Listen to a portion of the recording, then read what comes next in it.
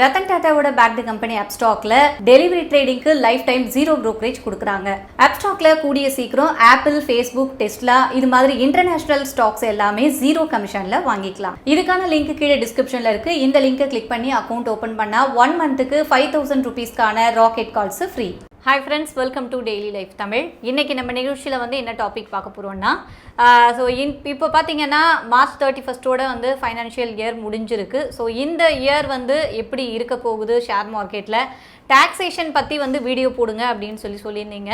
So இந்த இயர்க்கான taxation, அதுக்கப்புறம் இப்போ நீங்கள் ஷேர் மார்க்கெட்டில் இருக்கீங்கன்னா நீங்கள் டேக்ஸ் பற்றி எப்படி தெரிஞ்சுக்கணும், இப்படி நிறைய விஷயங்கள் பேசலாம். நம்ம கூட விவேகார்வா சார் இருக்கார். வணக்கம் சார். வணக்கம் மேடம்.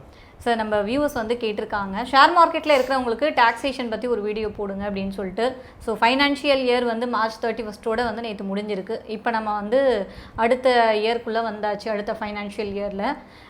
ஸோ இது பார்த்திங்கன்னா ஷேர் மார்க்கெட்டில் இருக்கவங்களுக்கு ரொம்ப இம்பார்ட்டண்ட்டான ஒரு இது. அவங்களுக்கு லாஸ்ட் இயர் முடிஞ்சு இப்போ ஒரு புது வருஷம் தொடங்குற மாதிரி தான். ஸோ இதில் டாக்ஸேஷன் அப்படின்றது எப்படி அவங்க இது அப்ளை பண்ணணும் அப்படின்ற விஷயங்கள்லாம் சொல்லுங்கள் sir. Okay, so first of all நான் ஸ்டார்ட் பண்ணுறதுக்கு முன்னாடி எல்லாருக்கும் நியூ ஃபைனான்ஷியல் இயரோட ஹாப்பி நியூ ஃபைனான்ஷியல் இயர்னு சொல்லணும்னா, அண்ட் எல்லாமே நல்லபடியாக போகணும். 2021, 22 இப்போ நம்ம உள்ளே இறங்குறது. இன்றைக்கி ஏப்ரல் 1. ஸோ முடிஞ்ச இயர், தட் இஸ் போன வருஷம் 2021 எனக்கு தெரிஞ்சு 90% மக்களுக்கு நல்லா தான் போயிருக்கு. பிரச்சனை இல்லாமல் கோவிட் பார்த்தோம், கொரோனா லாக்டவுன் பார்த்தாச்சு அந்த வருஷத்தில். ஏன்னா கரெக்டாக நம்ம போன வருஷம் மார்ச் லாஸ்ட் வீக்கில் லாக்டவுன் ஸ்டார்ட் ஆகிட்டு, ஸோ ஏப்ரல் 1 2021 ஏப்ரல் 1லேருந்து ஃபுல்லாக லாக்டவுன் தான் பார்த்தோம் முக்கால்வாசி. இருந்தாலும் வருஷம் நல்லபடியாக முடிஞ்சிருக்கு, பர்டிகுலர்லி மார்க்கெட்டில் இருக்கிறவங்களுக்கு. ஏன்னா மார்க்கெட் நல்லா பண்ணியிருக்கு ஓவராலாக. ஸோ நிறையா லாஸஸ் ரிகவரி ஆகிருக்கு, நிறைய பேர் புதுசாக வந்தவங்க ப்ராஃபிட் பண்ணியிருக்காங்க. ஸோ இதில் எல்லாம் நீங்கள் கண்டிப்பாக டாக்ஸேஷன், ஏன்னா போன வருஷம் முடிஞ்சிச்சு. ஸோ இந்த வருஷத்துக்கு நீங்கள் சொன்ன மாதிரி என்ன பண்ணலாம், என்ன பண்ணக்கூடாது, என்ன ரூல்ஸ் இருக்குது மார்க்கெட்டில், அதெல்லாம் நம்ம டிஸ்கஸ் பண்ணலாம். ஸோ ஒன்று என்னென்னா, நீங்கள் இண்டிவிஜுவலாக இருக்கலாம் ஆர் கம்பெனியாக இருக்கலாம். ஸோ கம்பெனியோட டாக்ஸேஷன் ரொம்ப ரொம்ப கிளியர். அது எல்லாருக்கும் தெரியும். That is 25% flat tax, corporate tax. Last Arun Jaitley finance minister இருக்கும்போது 30லேருந்து 25 கொண்டு வந்தார். எதுக்குன்னா கார்பரேட் இந்தியா கூட should be competitive world over மார்க்கெட்டில் காம்படிஷன் பண்ணும்போது. ஸோ இப்போ யூஎஸில் ரேட் ஏற்றணும்னு பார்த்துட்ருக்காங்க. ஸோ ஏற்றினா நல்லதுன்னு சொல்லுவேன்னா, ஏன்னா இந்தியன் கம்பெனிஸ் இன்னும் கொஞ்சம் காம்படிட்டிவ் ஆகும். ஸோ எனக்கு தெரிஞ்சு கார்பரேட் டேக்ஸ் ரொம்ப டீசெண்டான லெவலில் இருக்குது. இன்னும் குறைச்சா கூட நல்லாயிருக்கும். ஆனால் நம்ம முக்கால்வாசி பேசுகிறது எல்லோரும் இண்டிவிஜுவல்ஸ், ரைட்? ஸோ இண்டிவிஜுவலில் பேசிக்கலி நீங்கள் 2 கேட்டகரியில் போடலாம். அண்ட் 2 கேட்டகரியிலும் நீங்கள் இன்வெஸ்ட்மெண்ட் இன்கம் கூட நீங்கள் பார்க்கலாம். ஒன்று salaried income, pure and pure salaried. So உங்ககிட்ட அது 10,000 இருக்கட்டும், 1,00,000 ரூபாவாக இருக்கட்டும், ஏதாவது ஒரு அமௌண்ட் சேலரி மாதம் மாதம் உங்கள் கம்பெனிலேருந்து வந்துட்டுருக்கு. அது ஒன்று. ரெண்டாவது சில பேர் செல்ஃப் எம்ப்ளாய்டாக இல்லைன்னா பிஸ்னஸாக பண்ணிகிட்ருப்பாங்க.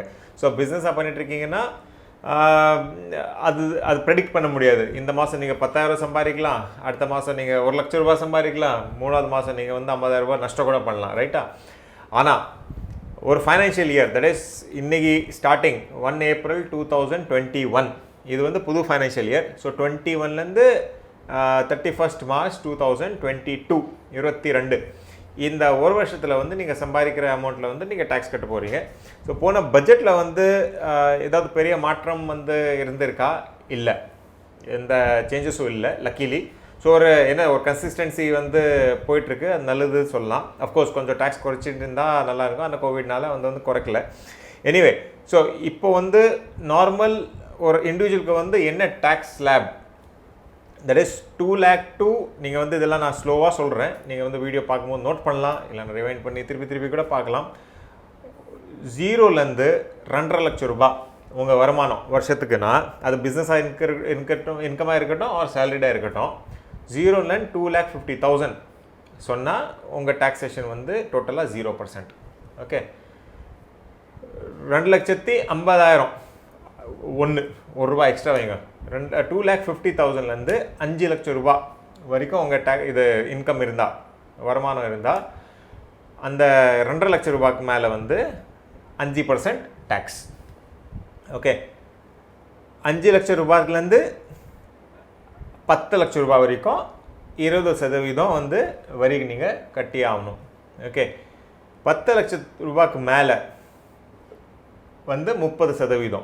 ஓகே, சரி, அதுக்கு மேலே வந்து 1 கோடி ரூபாய்க்கு மேலே இன்கம் அதெல்லாம் வேறு ஸ்லாப் இருக்குது. ஸோ நான் எனக்கு தெரிஞ்சு 99% வந்து மக்கள் இதில் கவர் ஆகிடுவாங்கன்னு சொல்லி நான் 10 லட்சம் வரைக்கும் நான் வந்து மெயின்டைன் பண்ணுறேன்.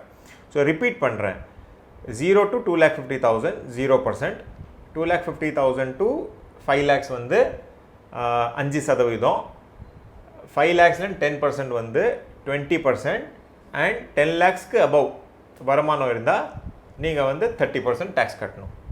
சரி, இது ஒரு எக்ஸாம்பிளோட டக்குன்னு பார்த்துடுவோம்.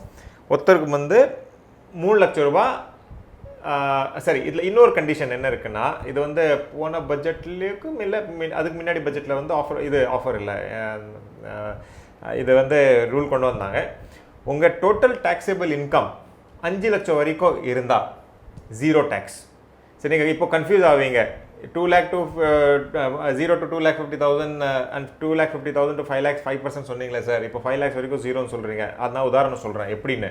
ஸோ 5 lakhs வரைக்கும் டேக்ஸபிள் இன்கம் இருந்தால் 0% டேக்ஸு.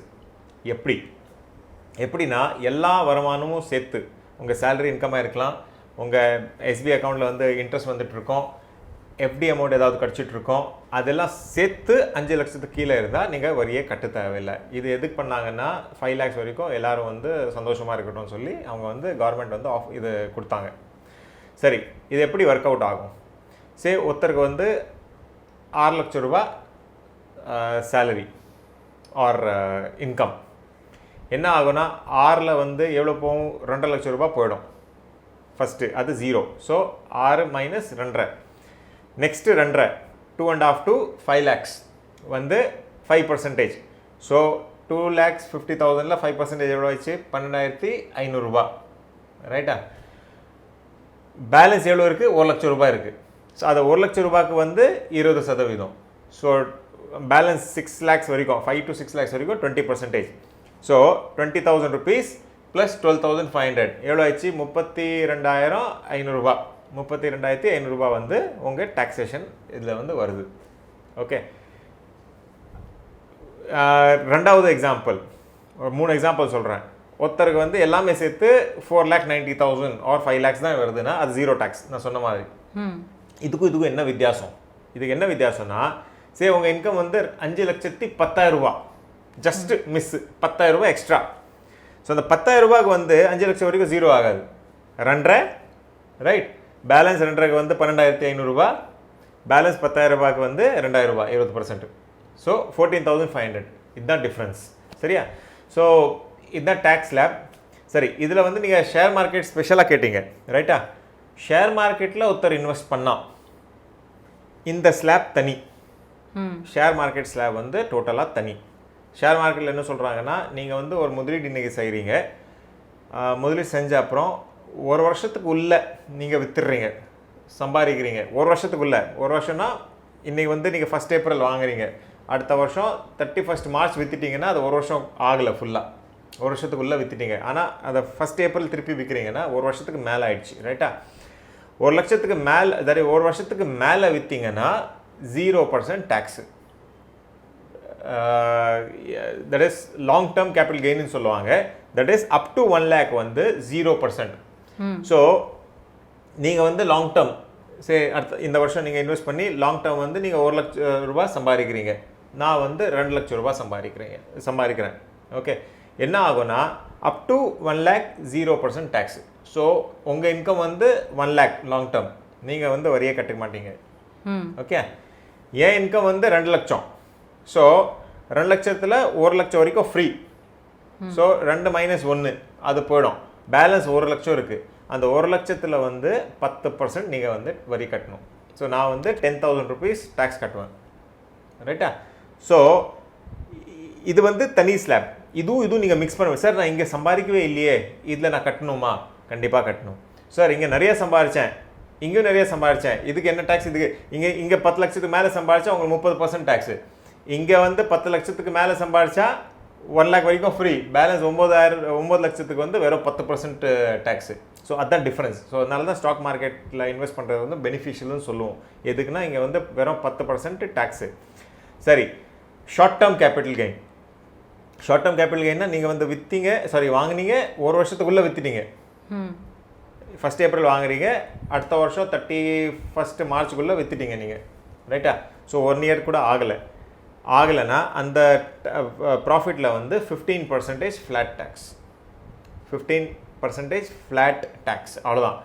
ஸோ உங்கள் சேலரி இன்கம் 0 இருக்கலாம். இங்கே 100 கோடி சம்பாதிச்சா நீங்கள் 15ஓ 10%ஓ லாங் டேர்ம் ஷார்ட் டேர்ம் அந்த மாதிரி கட்டுவீங்க. அங்கே நீங்கள் 100 கோடி சம்பாதிச்சிருக்கலாம், இங்கே வெறும் 10 லட்சம் சம்பாதிச்சிருப்பீங்க. இருந்தாலும் இங்கே அதே 10 or 15 தான் நீங்கள் வந்து டேக்ஸ் கட்டணும். இந்த ஸ்லாப் தனி, இந்த ஸ்லாப் தனி. ஓகே சார், இப்போ அதே மாதிரி கேட்டிருக்காங்க. டிவிடெண்ட் வந்து கம்பெனிஸ் கொடுக்குறாங்க இல்லையா, ஸோ அதுலேருந்து எப்படி வந்து டேக்ஸ் வந்து பிடிப்பாங்க அந்த டிவிடெண்டில் அப்படின்ற மாதிரி கேட்டிருக்காங்க. அது எப்படி சார்? ஸோ ஒன்று அதுக்காக தான் வந்து ஜென்ரலாக இப்போ வந்து டிவிடெண்ட் வந்து அவுட் ஆஃப் ஃப்ளேவர்னு சொல்லலாம். எதுக்குன்னா டிவிடெண்ட் இப்போ வந்து டேக்ஸ் ஃப்ரீ இல்லை. அது வந்து டிவிடெண்ட் டிஸ்ட்ரிபியூஷன் டேக்ஸ்ன்னு ஒன்று இருக்குது. அது வந்து கம்பெனி பே பண்ணோம், ரைட்டா? அதுக்கு தவிர 10 லட்சம் ரூபாய்க்கு மேலே உங்ககிட்ட டிவிடெண்ட் வந்தால் அதுக்கும் தனியாக வந்து நீங்கள் டேக்ஸ் கட்டணும். ஸோ அதுக்காக தான் நாங்கள் வந்து எப்பயும் என்ன அட்வைஸ் பண்ணுறோன்னா, நீங்கள் டிவிடெண்டை எதிர்பார்க்காம, நிறைய பேர் வந்து டிவிடெண்ட் வரும் சார், 1% வரும், எனக்கு 2% வரும், அந்த மாதிரி இன்வெஸ்ட் பண்ணுறது பதிலாக நாங்கள் வந்து மியூச்சுவல் ஃபண்ட்ஸில் எல்லாம் வந்து சிஸ்டமேட்டிக் விட்ரால் பிளான் அட்வைஸ் பண்ணுவோம். இதுக்கு அது பண்ணால் மோர் டேக்ஸ் எஃபிஷியன்ட். ஸோ அதனால தான் நீங்கள் வந்து ஆஃப்லைட் பார்த்துருப்பீங்க, கம்பெனிஸ் வந்து டிவிடெண்ட் பெருசாக கொடுக்கறதுக்கு பதிலாக பைபேக் பண்ணிட்டுருக்காங்க நிறைய கம்பெனிஸ். இதுக்கு டிவிடெண்ட் டிக்ளேர் பண்ணால் நீங்கள் வந்து வரி கட்ட போகிறீங்க அதுக்கு மேலேயும், ரைட்டா? ஆனால் பைபேக் பண்ணிங்கன்னா நீங்கள் வந்து லாங் டேர்மோ short term capital gain tax வந்து வரும். ஸோ டிவிடெண்ட்காக இன்வெஸ்ட் பண்ணாதீங்கன்னு சொல்லுவேன், அதுவும் டேக்ஸேபிள். Okay sir. ஸோ இப்போ இதில் வந்து இந்த டேக்ஸ் அமௌண்ட் பிடிக்கிறது அதெல்லாமே வந்து அவங்க வந்து ஷேர் மார்க்கெட்டில் அவங்க வாங்கி வைக்கிறாங்க, இதெல்லாம் ஆட்டோமேட்டிக்காக வந்து அது ஒரே ஒரு அட்வான்டேஜ் என்னன்னா, மார்க்கெட்டில் வந்து கம்பெனிஸ் அண்ட் HUF அவங்க வந்து கம்பெனி வந்து டிடிஎஸ் டிடக்ட் பண்ணுவாங்க இப்போ, ரைட்டா? ஆனால் ஒரே ஒரு பெரிய அட்வான்டேஜ் மார்க்கெட்டில் என்னென்னா, நீங்கள் வந்து லாங் டேர்ம் கேபிட்டல் கெயின் சம்பாதிக்கிறீங்களோ ஷார்ட் டேர்ம் கேபிட்டல் கெயின் சம்பாதிக்கிறீங்களோ, கம்பெனிஸ் வந்து டிடிஎஸ்ன்னு பிடிச்சிட்டு கொடுக்குறது இல்லை, அது நீங்கள் தான் ஃபைல் பண்ணணும். அது ஒரு பெரிய அட்வான்டேஜ். ஸோ நீங்கள் வந்து முதல்ல பிளானிங் பண்ணிடலாம், சரியா?